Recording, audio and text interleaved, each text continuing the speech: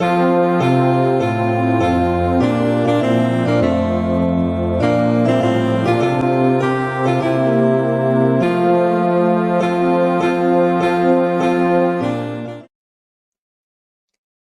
amor de Dios y su justicia. Denis, un niño huérfano que fue adoptado por una familia de la época medieval, odia apasionadamente al rey de su tierra, porque cuando sus padres se enfermaron, los soldados del rey se los llevaron y nunca volvió a verlos. Muchos años después, supo que el rey los separó para evitar que las personas sanas padecieran los horrores de la peste negra. La verdad acerca del rey liberó a Denis del odio que había albergado casi toda su vida. El rey había actuado siempre y en todos los casos por amor a su pueblo. Hoy, muchas personas ven a Dios como Denis veía al rey. El mal que han presenciado o experimentado los lleva a odiar a Dios o a negar su existencia. Pero cuando comprendan la verdad, llegarán a amar a Dios. Buen día, hermanos y hermanas de esperanza. Estamos iniciando el estudio de la lección ¿Qué más pude hacer? ¿Podía Dios hacer algo más por su pueblo? ¿Podía Dios hacer algo más por nosotros, además de lo que ya hizo? Es esa pregunta que vamos a responder en el estudio de esta lección. Tómese unos minutos para memorizar Juan 18:37, la versión Nácar Colunga. Le dijo entonces Pilato: ¿Luego tú eres rey? Respondió Jesús: Tú dices que soy rey. Yo para esto he venido al mundo, para dar testimonio de la verdad. Todo el que es de la verdad oye mi voz. Todos los seres humanos necesitamos conocer la verdad sobre el gran conflicto. Todos aquellos que se preguntan ¿dónde está Dios cuando el mal llega? Todos aquellos que culpan a Dios por toda la maldad que existe en la tierra necesitan conocer la verdad. El objetivo del estudio de la lección 11 es conocer la verdad sobre el amor de Dios por la humanidad, que hizo todo por salvarnos. Él hizo todo por salvarnos, al punto de morir en nuestro lugar. Ese es el objetivo de este estudio, conocer la verdad sobre el gran amor de Dios que estuvo dispuesto a morir en la cruz para tomar tu lugar y mi lugar. En la tierra pocos pensamos que Dios es amor y que se preocupa por nosotros. Para la gran mayoría, Dios no es amor, sino es el culpable de todos los males que existen. ¿Qué puede hacer Dios para vindicar su carácter? ¿Cómo puede convencer a los ángeles y a todos los demás seres que Él ha creado de la sinceridad de su amor por ellos? ¿Qué puede hacer Dios? ¿Puede hacer algo más? La Biblia tiene grandes revelaciones para cada uno de nosotros. En el estudio de hoy vamos a ver que Cristo es el vencedor del gran conflicto, que la cruz tiene un gran significado, que el Señor compara a su pueblo con una viña por quien hizo todo. Se entregó al punto de morir en la cruz. Y cuando su pueblo, cuando sus hijos entiendan la verdad, conozcan la verdad, entonces prorrumpirán en cánticos de alabanza, declarando que los juicios de Dios son justos y verdaderos. Cristo, el vencedor.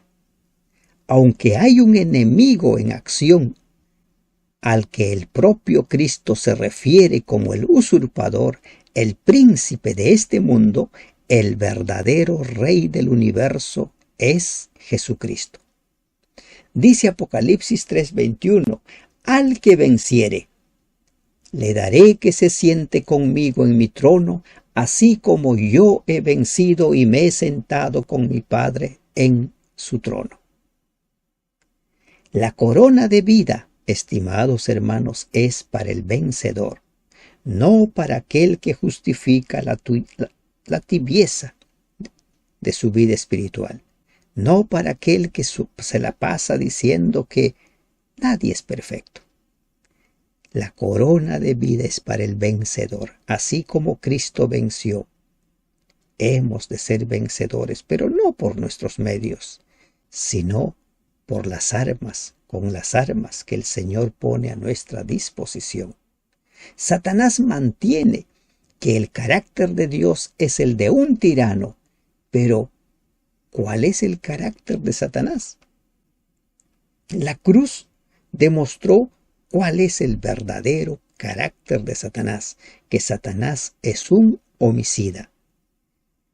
Nunca perdamos de vista, como hemos visto en nuestra lección anterior, que es Satanás quien da su poder a instrumentos humanos.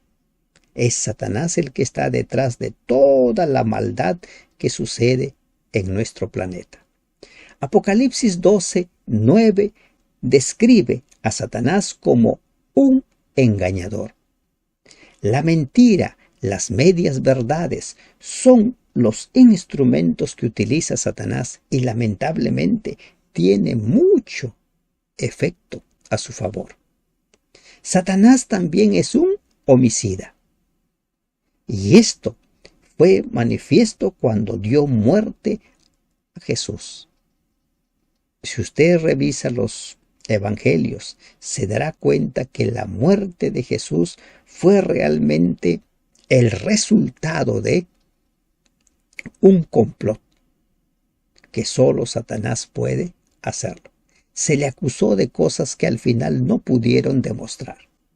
Satanás también es descrito en Apocalipsis 12:10 y se ve en Zacarías 3:1-2 como el acusador, aquel que se la pasa acusándonos, aquel que considera que nosotros no merecemos la corona de vida porque somos pecadores.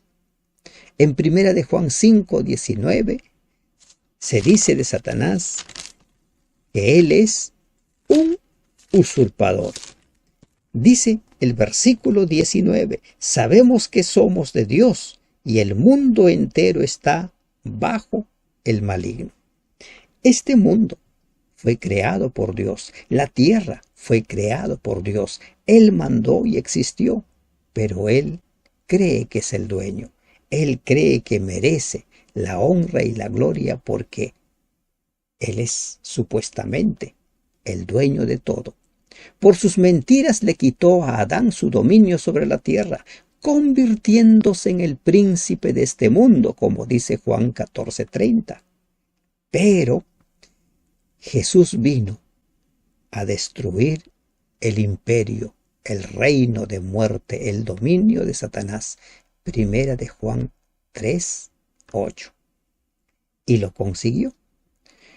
La muerte de Cristo, aparentemente la derrota del Señor, marcó la derrota de Satanás, el fin del enemigo.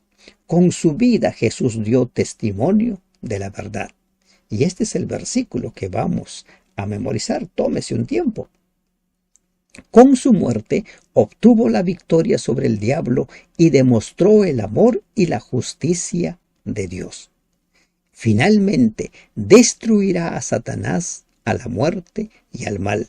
Apocalipsis capítulo 20, versículo 10. ¿Qué es lo que dice Apocalipsis 20, versículo 10? Dice lo siguiente: y el diablo que los engañaba fue lanzado en el lago de fuego y de azufre, donde están la bestia y el falso profeta, y serán atormentados día y noche por los siglos de los siglos.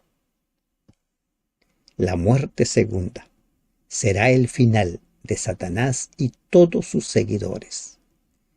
Con su vida, Jesús nos mostró la verdad. Él vino a dar testimonio de la verdad. Con su muerte consiguió la victoria, pagó la deuda de nuestro pecado. Y Él viene pronto para llevar a su pueblo.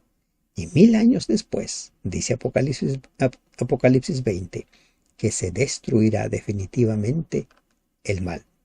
El mal no es eterno. Aparentemente es eterno, pero no lo es. Gracias a la victoria de Jesús, nuestra victoria también está asegurada. ¿Cuál es el significado de la cruz? Con la mira de manifestar en este tiempo su justicia, a fin de que Él sea el justo y el que justifica al que es de la fe de Jesús. Cristo es el justo, Cristo es el que justifica. La obra de Cristo deshace en todo momento la del diablo. Según Primera de Juan capítulo 3, versículo 8, Jesús vino para destruir las obras del diablo y para destruir por medio de la muerte al que tenía el imperio de la muerte. Esto es el diablo. Esto lo encontramos en Hebreos 2:14. Sin embargo, la derrota total del dominio del enemigo ocurre en 2 etapas. Primero, Cristo refuta las calumnias de Satanás mediante la obra de la cruz. Luego, Satanás y su reinado serán completamente destruidos. Después de la muerte de Jesús, Satanás vio que su disfraz le había sido arrancado. Se mostró como homicida que era. Se mostró como acusador que era. Realmente se quitó el velo. Su admiración quedaba desenmascarada, o su administración quedó desenmascarada delante de los ángeles que no habían caído y delante del universo celestial. Se había revelado como el homicida que era. Jesús dijo, Él es homicida desde el principio. Al derramar la sangre del Hijo de Dios, había perdido la consideración de los seres celestiales. El Dios de las Escrituras siempre hace lo bueno y preferible con los medios de que dispone en medio del gran conflicto.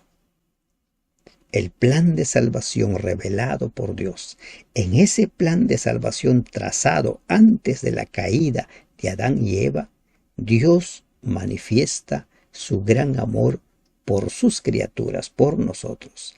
Y Él, que es el justo, vivió aquí en la tierra como justo. ¿Para qué? Para justificarnos, para librarnos de la condenación del pecado. El amor de Dios por su pueblo es ilustrado en el libro de Isaías con una viña. Una viña que Él cuidó, que Él plantó. Y en el versículo 4 pregunta el Señor, ¿qué más se podría hacer por mi viña que yo no lo haya hecho? Yo esperaba que diera buenas uvas. ¿Por qué dio uvas agrias? En una versión más literal, la traducción sería apestosas, podridas. Isaías capítulo 5, versículo 4. Cuando Dios plantó su viña, Israel, esperaba que esa viña diera frutos dulces, pero dio frutos amargos. Dios nos dotó del libre albedrío para que pudiésemos amarle y disfrutar de su amor. Pero, ¿qué hemos hecho con nuestra libertad? ¿Cómo usamos nuestra libertad? ¿Lo usamos para acercarnos a Él o para alejarnos? Isaías capítulo 5, versículos 1 al 7, nos muestra las expectativas de Dios, lo que Dios quiere, sus esfuerzos por atraernos y la amarga respuesta que ha recibido. ¿Cuál es el plan de Dios? Cuando nosotros vamos al capítulo 18 de Ezequiel, el plan de Dios es que todos vivan, que ninguno muera. Ese es el plan de Dios. Y a lo largo de la historia, desde los tiempos de Adán, siempre ha habido un pueblo temeroso de Dios. Pero después de llamar a Abraham, Dios se propuso levantar un pueblo que se constituya en luz de las naciones. Y por ese pueblo hizo de todo. Envió a Moisés para sacar de Egipto con manifestación de poder. Hizo todo. Y todo eso que hizo Dios lo compara Isaías con una viña. Y después de haber hecho eso, una pregunta destaca en esa parábola. ¿Qué más se podía hacer a mi viña que yo no haya hecho por ella? Imagínese. Israel está al pie del Sinaí. Moisés ha subido para encontrarse con Dios porque Dios le debía dar su tabla. Pero ellos, en lugar de confiar en el Dios Todopoderoso que los había sacado de Egipto, perdieron de vista a Dios y levantaron un becerro. ¿Qué más se podía hacer por ese pueblo? ¿Qué más se podía hacer a mi viña que yo no haya hecho por ella? Dios ha hecho todo lo posible, excepto una cosa. ¿Y cuál es eso? Obligarnos a aceptarlo. Dios respeta absolutamente nuestro libre albedrío. Por eso hay una invitación. Isaías capítulo 5, versículo 3. Juzgad ahora entre mí y mi viña. Miren qué tal privilegio que le da el Señor a la humanidad. Y dice, juzguen ustedes, saquen sus conclusiones. Tú que dices que soy el responsable de todos los males, tú que dices que yo no soy amor, juzga entre mi pueblo y yo, entre mi viña y yo. Sinceramente, merecemos ser desarraigados, pero gracias a Jesús aún tenemos la oportunidad de dejar de ser uvas apestosas y dar fruto para vida eterna. Primera o Juan capítulo 4 versículo 36. Esperaba dulzura y recibí amargura. Pero la gran pregunta aquí es, ¿y qué con nosotros individualmente? ¿Qué es lo que estamos produciendo nosotros? ¿Uvas agrias o uvas dulces? ¿Estamos respondiendo a las expectativas de Dios, al gran amor de Dios? ¿Cómo vas a usar tu libre albedrío? ¿Cuál va a ser tu decisión? Dios ha hecho de todo para que tú seas salvo. Dios ha hecho de todo para que tú produzcas buenos frutos. ¿Permitirás que el Espíritu Santo obre en tu vida? La parábola que describe Isaías 5 es complementada por Jesús con la parábola acerca de los labradores malvados. Mateo 21:38 nos dice, mas los labradores cuando vieron al hijo dijeron entre sí, este es el heredero, venid, matémosle y apoderémonos de su heredad. El Señor entregó su viña en mano de su pueblo. Y ellos llegaron a considerar que eran dueños. En la parábola de Mateo 21, acerca del dueño de la viña, Jesús retoma el relato donde lo dejó Isaías 5 y arroja luz adicional sobre el carácter y las acciones del viñador en favor de su viña. Jesús muestra el comportamiento de aquellos que debían cuidar de su viña, de aquellos que debían haber sido luz para las naciones, como dice Isaías capítulo 49. No solo se negaron a darle al dueño lo que por derecho era suyo, sino que estos labradores malvados empezaron a creer que la viña era de ellos y por lo tanto empezaron a maltratar, al punto de matar a los mensajeros, a los profetas. Tras un segundo intento infructuoso, el dueño envía a su propio hijo, Jesucristo, pensando, van a respetar a mi hijo. Pero cuando ven al hijo, dicen, matémoslo para que la viña sea nuestra. Muchas veces nos quejamos de nuestros sufrimientos o del mal que aqueja al mundo, pero hemos pensado en el sufrimiento de Dios. Hemos pensado en lo que Dios puede sentir al ver todo el rechazo. Repetidamente Dios ha clamado suplicándonos que nos volvamos a Él. Ezequiel 33:11. Ha entregado su don más valioso. ¿Y cuál es ese don más valioso? Cristo, Jesús, su Hijo, el Dios encarnado. Porque de tal manera amó Dios. ¿Qué más pudo hacer? La cruz demuestra que Dios hizo todo lo posible para mitigar y eliminar el mal, pero sin destruir el contexto necesario para el florecimiento del amor genuino. Porque en el reino de Dios, lo único válido es el servicio por amor, es el servicio de amor. Recuerden, nuestro objetivo es conocer la verdad sobre el amor de Dios por la humanidad, lo que hizo por salvarnos al punto de morir en nuestro lugar.